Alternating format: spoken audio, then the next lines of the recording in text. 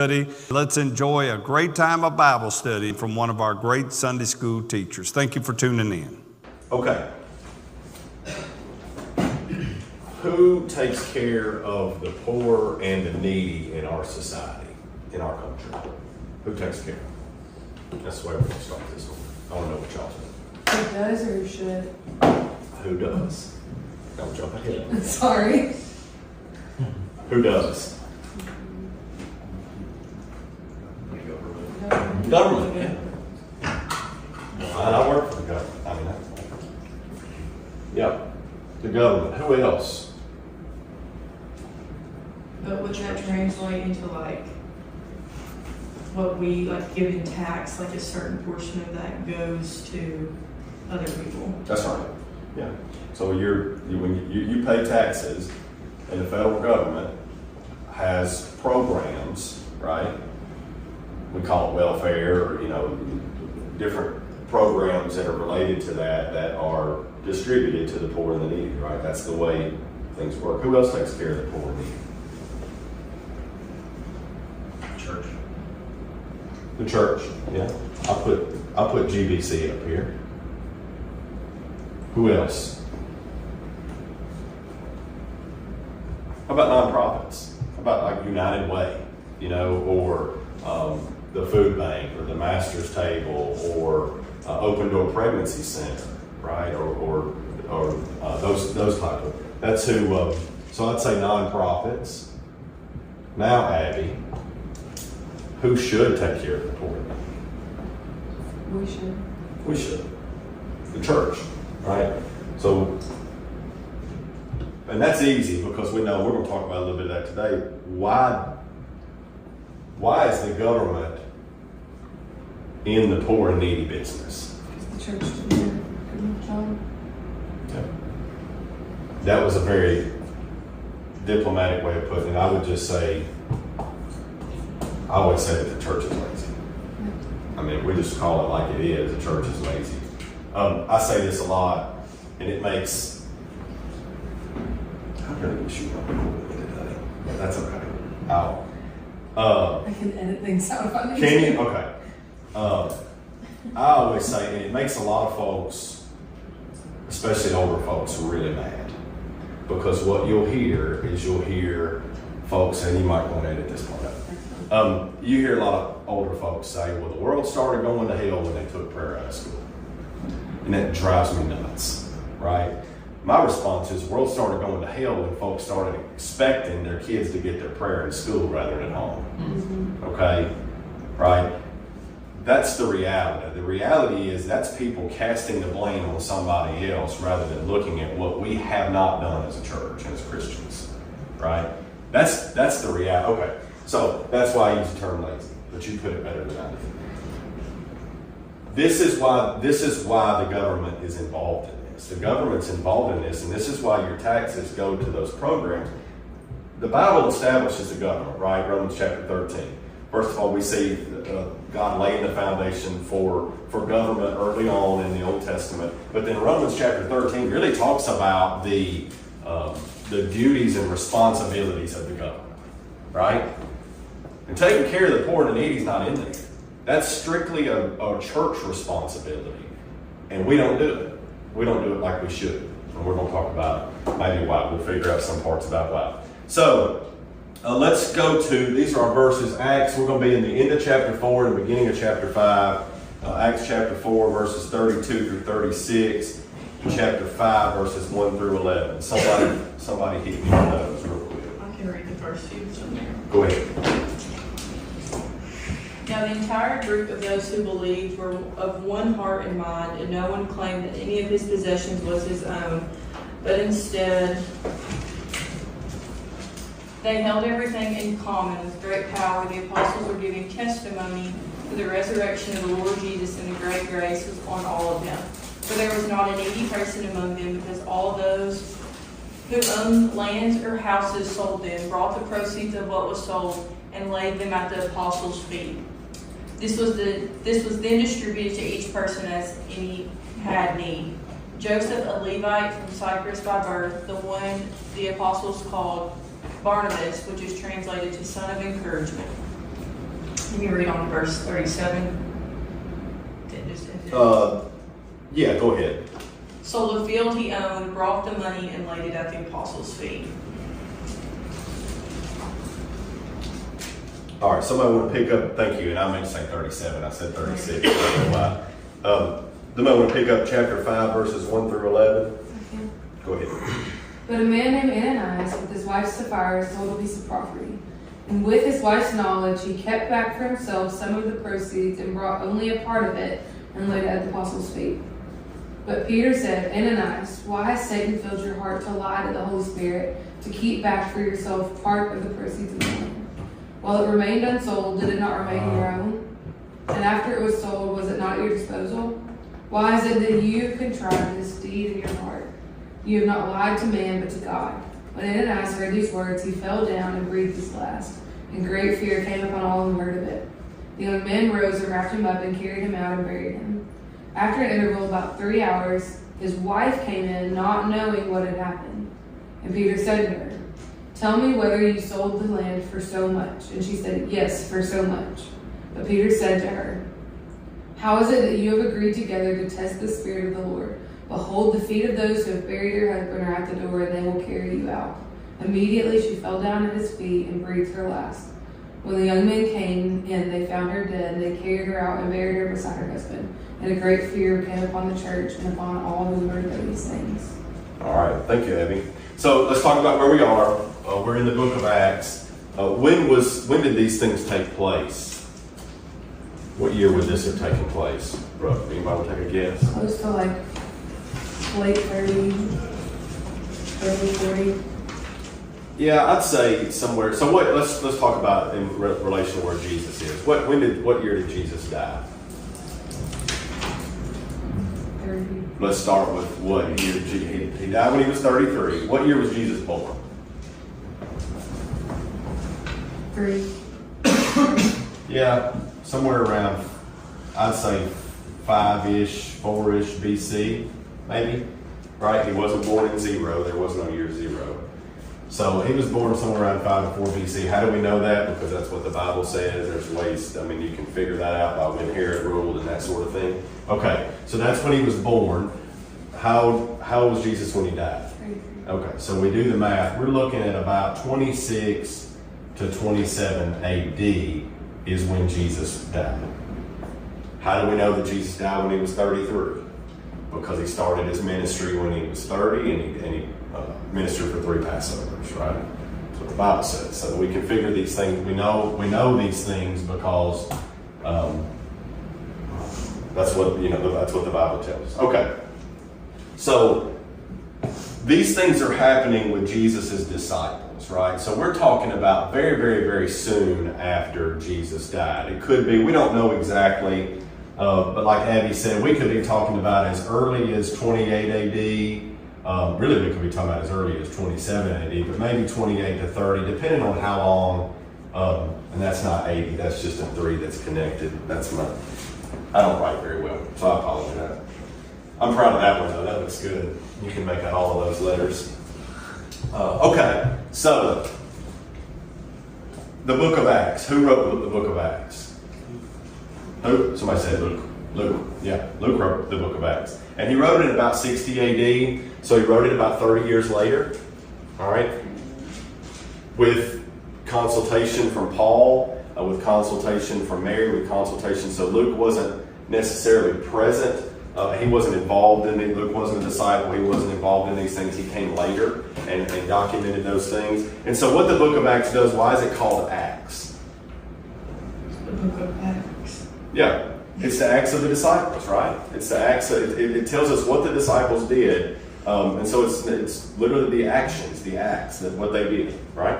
Good. All right, so let's get into verses 32 and 32 in chapter 4. It talks about one heart and one soul. It says they were all of one heart and one soul. Are we of one heart and one soul today as a church? No. We're not? Why not? I just feel like the church, as a whole, everybody has so many different opinions, and so many like disagreements, and we come together and we finally make a common decision as one. But like, I just feel like too many churches now kind of conflict against each other instead of being one. Does that make sense? It's interesting. I think even within our own churches, we're not. Within the church. So Riley's talking about different churches not agreeing, and that's true. We can't get churches to agree to do anything together, right? And Abby, I think your point's good. Within the church, I don't know that we're with one heart and one soul within the church, right? I mean, we can't agree on whether to what? How's the church pews? Church pews. We can't agree on picking on like or having a concrete floor instead of carpet, right? Or having Thanksgiving meal in the sanctuary, right? I don't think we're of one heart. I think like y'all said, we're worried about too many other things. And so here we are, we're seeing that the early church was of one heart and one soul. They claimed in verse 32 that everything that belonged to them was not their own, but it belonged to the church. Well, that's really good, right? And I think you can do that if you're of one heart and one soul. Who wants to today sell everything you own and bring the money that you get from it to the church? Who wants to do that? No. I don't. I don't. I mean, I do good to trust the Lord some of the time, right? I mean, that's one of those things sometimes because I think I got it figured out better, and so I got to remind myself to trust the Lord. I sure don't trust y'all. You know what I mean? So, and why is that? Because what? We're not of one heart and one soul, right? So here they are. They're selling everything they own, and this is a really interesting example. They're selling everything they own because they trusted the Lord, they trusted the leadership, and they said, we're going to sell everything we own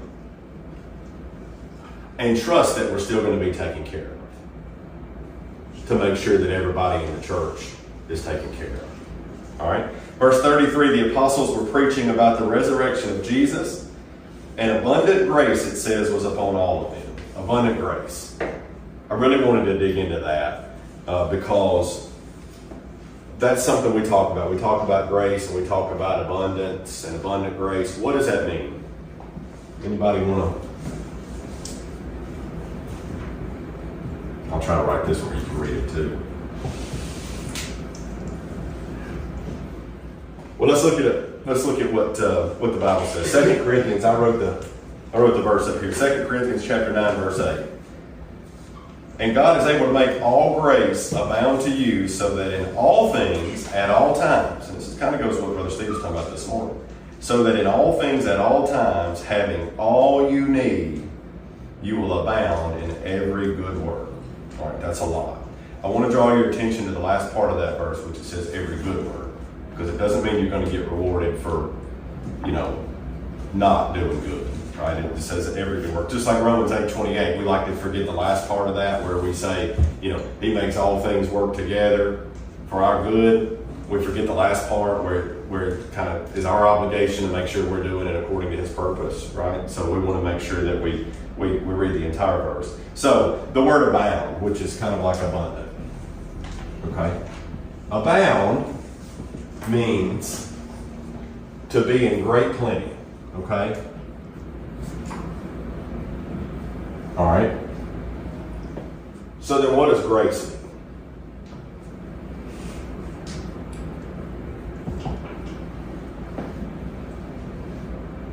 I think there's like different definitions of grace. Like you show people grace. Yeah. I think like sometimes too, like the Lord shows us grace by like blessing us. Like when we do something for Him, or like when they're talking about like selling their possessions and everything they owned. Like God was blessing them because they were giving themselves up for Him. Yeah. That's exactly right. So I can. Deserved favor. But Did what's you the steal my difference- notes? No. What's the difference between grace and mercy? Because I can never. Okay, well, let's talk about grace first. So you said it. You can distill it down. I promise I know how to say it. I just don't know how to write. Undeserved favor. You talking about how it slants down the board like that? I'm left-handed, so I Yeah, mine does that too. All right, it just keeps going down and down.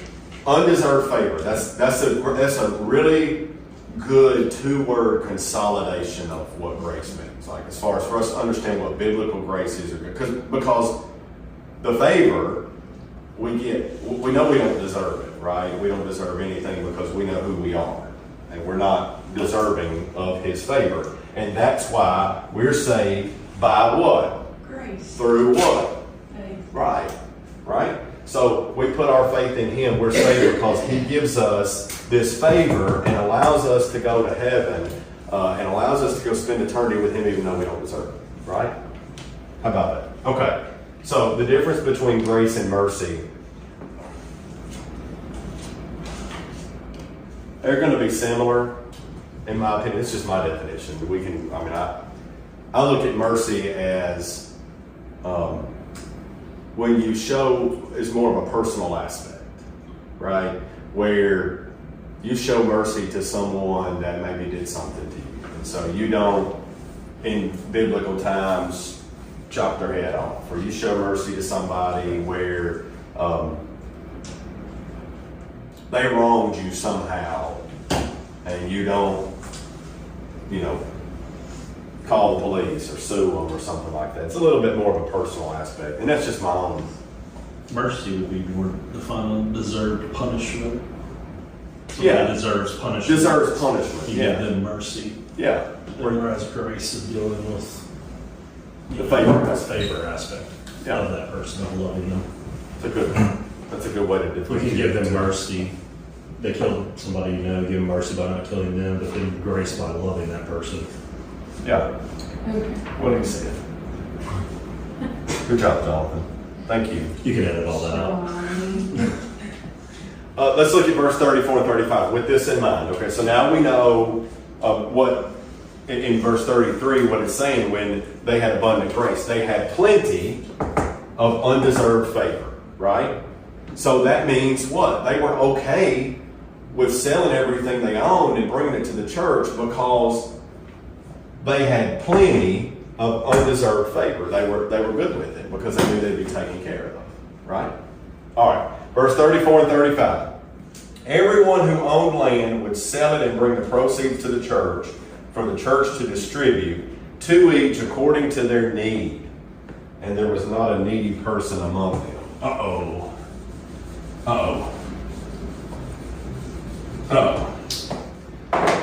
To each according to their need. Does that sound familiar to anybody?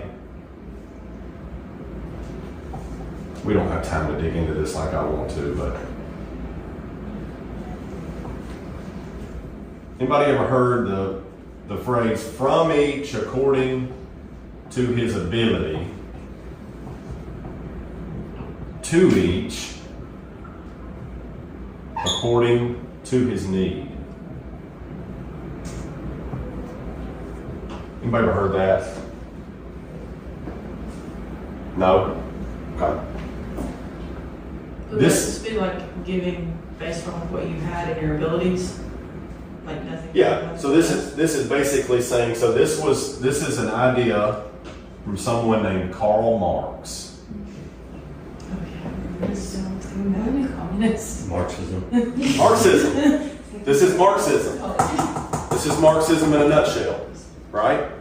That's exactly what this is. And Marxism is by Karl Marx is a system of ideas, of principles, economic principles, right? Which leads to, what'd you say, Abby? Communism and socialism, right? So Marxism is a system of ideas, really. But then there are forms of economic systems and resulting governments that are communist. So communism and socialism are based on Marxism. Now they're different. There's differentiation, and I can give you examples of that. Communism, okay, and this is important because we're in an election year, so everybody's going to throw out socialism. 90% of the people that throw out the word socialism have absolutely no idea what it means. They have no idea what it means, right? So here we are So communism, one of the biggest differences, and so it's this, right? From each according to his ability, to each according to his need, which means if you can't work, you still have to eat, right?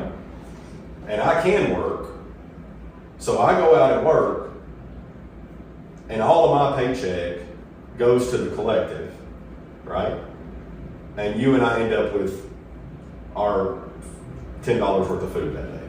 We both end up with the same. From each according to his ability. So if I go out and I work, and I can work 40 hours a week, then I go out and I work 40. Maybe Cole can only work, 20, or maybe, everything goes into the collective, but we all get the same at the end of the week. At the end of the week, whatever we produce, it all gets divided up among however many of us in here. Okay? That's what that means. Now hold on. Wait just a second.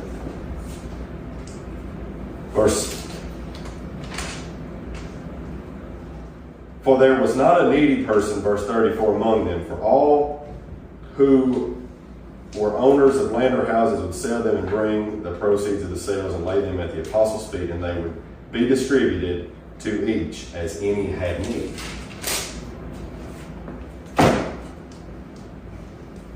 Are we Marxists? No. Why not? You knew I was going to say why not, right? Well, theoretically, it's a great plan if there weren't lazy people and there weren't selfish people. But that's kind of what our society's evolved to. Worked for them, though, right? They had abundant grace. all part of it. One heart, one soul. That's going to be the difference. Let's talk about what communism, real quick. I'm going to tell you the difference between communism and socialism. Communism is state-owned, right? So communism is where Walmart is owned by the government. It's where Electrolux is owned by the government. So all the stoves and the production, everybody's a government employee, right? The state, the government, owns everything in communism and distributes it for the collective. And then decides what you need. How much you're going to get to eat this week, or how much that, okay? That's how communism works. Socialism really envisions an idea where it's social. I won't say the word network because you can't do that anymore, because that means something entirely different. But the collective, it's about the people. It really envisions a society where there's no government. Really, I mean, the ultimate pinnacle is a society that it just trusts that people are good, right? And that It's a utopian society. A utopian society with no government, because there's no need to be. And everything everybody does just goes into the collective, kind of like here. Everything everybody does just goes in the collective, and it gets redistributed according to the need, right? Yes, ma'am. Okay, so this might lead down a rabbit hole, but my mind's turning back here. So, like, these people that are like, I'm not gonna edit this out, Abby, are like these cults. She needs to just scrap the whole thing. So they're in cults, okay? Yeah. And like, they like say that they are like all about God, like for God, like the whole nine. Mm-hmm. But like, really, they're taking, this is just my opinion, but like parts of the Bible and making it their own. So like, there's cults that people give all their money Yep. and what you make, 100%. and then it's divvied out, and it's like decided by someone what you get, or everybody gets the same amount. So is that like based off this idea? Absolutely. That's based more off socialism than communism, Marxism. And the thing is, as crazy as it sounds, it would work, and it's like a great plan. It's like we just mess it all up. It fails to take into account. Yeah, that's the flaw in all in what. Yeah, like John had said, communism and socialism are rooted in Marxism, and they're different spins on it, right? So Marxism in and of itself is not wrong. That's the way we should live. Now the problem is you take it and then you put people over each other, and power always breeds greed and all the other stuff that comes along with it. Part of that is like the church then, they were one heart and one mind, and so that's a huge part of that is they all probably knew each other. I mean, Yep. like you look around our sanctuary, like I work at our church and I probably should know everybody, but I don't. Like, you and think, you remember, don't hear there's about people you don't know about. 20,000 And you- people that got saved. And you can take They that knew to each other. I mean, You take that also though what our church looks like now is not what their church looked like. Because they went to a temple, and that's where their church was. What do we have? We have a building. We have classrooms. People use their homes. They didn't go buy the expenses that we have today is not what they had then. So they're basically, their only two needs was eating. I mean, really, that's what it came down to. It came down to eating and taking care of each other. They didn't, so what they were giving, their tithe went directly to the people. Think about what we have to spend our tithe on from a building, from a natural, how to make this place work. And if we did not have that, I mean, if we met in an open tented area and we just met in a grassy knoll every, and then we just went off into the corners to different oak trees and then had church, think of all the money and what that would go to. So our money has changed from the standpoint of what it goes to. We still give, obviously. But, in that it was also, to play devil's advocate, they gave it to those who needed it. Is it those who needed it within the church? Was it those who needed it outside the church? Do we take care of our people inside the church? I know the one thing we do for anybody who is in our church who's a widow, they mow the lawns, right? Do we mow the lawns of every widow in Robertson County? No. Are we taking care of our people in our church? Yes. Are our hearts as bountiful as they should be? No, because I think most of our hearts are tuned on Sundays and Wednesdays, and then our minds go to our families and what we have to do Monday, Tuesday, Thursday, Friday, Saturday, But that was their main thing, is they didn't have a lot of what we have now to worry about. So that was able to be produced into one setting and then expanded. As Steve said, our relationships, our lives, and what we want is what has expanded it, Yeah, and I think you're right. I mean, I think that a lot of those cults and things that we read about and hear about, they're rooted in Marxism, right? And I don't want everybody to leave today and say, well, we should be Marxist, because that's not the takeaway from today. We'll get to the takeaway.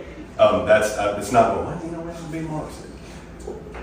Abby's point is, there's a fundamental flaw in this principle, and in these principles, and really in socialism. The fundamental flaw is that we're human, right? And we're greedy and we're powerful, and so getting to that point, if we could all be trusted in a one heart and one soul, then maybe that works. But biblically, we know that can't happen.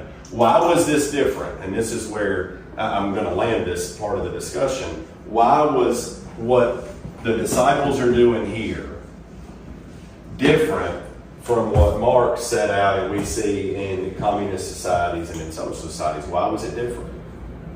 Because the focus was on God. Yeah. This society versus that society, the focus takes God away from it and puts it right back towards the people. You should get into ministry, man. Yeah. I think you do good. I think you do well. You should do it. Trying it out, I don't know. You should get into it. I think you do. But I mean, their job is to spread the love, to share the word of Right. Jesus. Most of us now, it's about learning more about Jesus. Yeah. I mean, that's why we're all in here. I would Because say. we don't know. Yeah. Right? Because we talk about that in here, that we really don't know. We don't know how to share the gospel, and spread, the word, because we don't know it, And which is good that we're here. There's always something to learn. Even if you've read the Bible cover to cover, there's always something to learn. Let me wrap up here. Let's look at verses 1 through 11 in chapter 5. Very briefly, kind of what's going on here. We now shift, because everything's been gravy so far, right? It just sounds great. All these people are selling all their stuff and bringing it to the church, and they're just envious, right, of what they're doing. But now we learn about Ananias and Sapphira. What did they do? They try to deceive the Lord.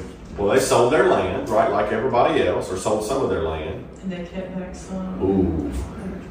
They kept back some of it, right? They didn't bring all the proceeds. They kept some of it for themselves. Verse 3, they come across Peter, and Peter says, why'd you do that? Why did Satan fill your heart and root out the spirit, and you did this? How did Peter know? I think sometimes like a spirit of discernment, like they kind of have that ability to be like, hey, like we know you're not. doing it right. Yeah, I think that's part of it. I think part of it is, and I don't know like how deep this gets into or even if it matters, but it has always weirded me out how Ananias was the only one who brought it. Like they didn't bring it together. And so like, But she knew. but she knew she wasn't there when it was brought. So Mhm. where was she? And would that have tipped him off? So I think, I look at it like today. First, we talked about what a kind of a tight-knit society that was. Look at it like today. If you've got, 20 acres out here in the county, you sell it. Everybody knows what land's going for, right? And you come and you try to say, well, I got you $500 right here. And you sold 20 acres. They're going to know, right? People are gonna be outraged. They're going to, because they're going to, $500. Shoot, I know how much that 20, I know how much an acre is going for in Robertson County right now, right? So they're going to know. There's a tithing record here now. To Brother Steve's credit, he tries to shield himself from that so he tries not to know what people give. But, everybody, if you say, if you're out here and you're, an anesthetist or whatever that, and you're, and you drop a 20 in the plate on Sunday, everybody, people know, right? I think Peter knew, right? Peter knew what they sold their land for. Peter knew they sold their land, and he knew what land was going for in Jerusalem, right? He knew how much an acre was going for, so he knew how much they should have brought, I think. I think maybe there's a discernment level, but I think it was pretty obvious. I don't know who they were trying to fool, right? And what does Peter say in verse 4? He asks him why he did this, but he makes a bold statement. He goes, hey, you didn't cheat us. He said, you didn't cheat us. Who did you cheat? You cheated the Lord. They're taking the resources and they're redistributing it to the folks that need it. So Peter's like, hey, you didn't get me. You didn't get over on me. You just cheated the Lord. Okay, and then what happens to him? He dies immediately. 3 hours later, his wife shows up. She doesn't know that he killed Obadiah. And Peter confronts her and is like, hey, did you sell this land? It says, I think the scripture doesn't give us the price, but it says for such and such a price. And it's like, hey, did you sell that 20 acres for, $1 million and get 50,000 acres out of it? And you brought us, $2,000. And she's like, yeah. She said, yeah, that's what happened. And what happens to her? She dies too, right there. Okay, so I told you the takeaway wasn't Marxism. We're not going to leave here and be Marxist. And also the takeaway is not necessarily that the Lord's just going to strike us dead at any time. Can he? Yeah. He can do anything he wants to. He's powerful, and he obviously proves that he can do that right here, right? All right, so I'm not saying he can't, and that's just something that happened in the Bible. That's something that really happened to two real people for really sinning, right? That's real, all right? But what do we want to take away today? Go back to the beginning. The care for the needy and the poor are our responsibility, right? That's Christians' responsibility, the responsibility of the church. How is this accomplished? It's accomplished through the church, all right, based on what we see here. And how do we do that? If we're responsible for caring for the needy and the poor, we talked about that the government got into that job. The government got into that job because the church wasn't. How's the church going to do that? 2 ways. Through our service, going out and mowing the widows' yards, right? Because we have volunteers. Our church facility staff does that, but we also have volunteers that do that too. And through our resources, right? Now, the difference here is we're not asked to go sell everything, right? We're not asked to go sell everything and bring it all and drop it. We're asked to just say, hey, give a 10. Show your obedience, right? That's all we're asked to do. And through that, God can multiply that and allow the church to provide. But we don't. Does anybody know what percentage of the church actually tithes? Actually tithes. Not 23% of the church gives 90% of the money? in this church, Oh, I don't know. about 10 to 12% of folks actually tithe. Another 15% on top of that will do what Brother Steve calls tip. They don't, it's short of a tithe. So imagine what we could do if folks, and that's a whole different discussion about tithing and obedience and trusting and faithfulness, and we don't have time for that today because we're ready to go to lunch. But if you want to talk about that, I'd be glad to talk to you about it. So that's all that God's asking us to do is give a tenth, right? And He says, if you give a tenth, I can take care with your tenth that is His anyway. He'll show that I can take care of the rest. So that's how we do that. And what happens when we do? What happens when we do that? What did we talk about at the beginning? What happened to them when they did it? Abundant grace. Thank you. Now it looks like I wrote Abu on there. They're really, the Marxism and Abu, they're really going to wonder what we were talking about. Anybody got anything else?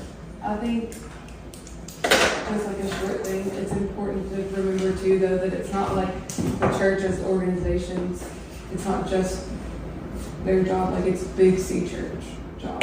Yeah. The church of the people. Like it's not, you can't just give your tithe and be like, oh, I took care of the poor that needed this week. Yeah. Like it's seeing the people on the side of the street and loving those people and Yeah. like loving the people you see in front of you. The Lord puts in front of you. Yeah. That's exactly right. And He puts a lot Taking care of the people least in of these, you've taken care of me. Yeah. Which, and that's why, like I said, like, churches not being like one heart and one soul. Like, just think of the change that could happen in our community ourselves. Like, if churches came together, Mm-hmm. like, what could be done for other people. Yeah. Be powerful, wouldn't it? Good stuff. Anything else? Kobe, why don't you dismiss us in prayer today? Father, thank you so much for just us being able to have this time together to learn more about you and to spend time together. God, please allow us to go throughout this week and be safe. Let us return here to your house, Father, so that we can continue to worship and grow together. In Jesus Christ's name I pray. Amen.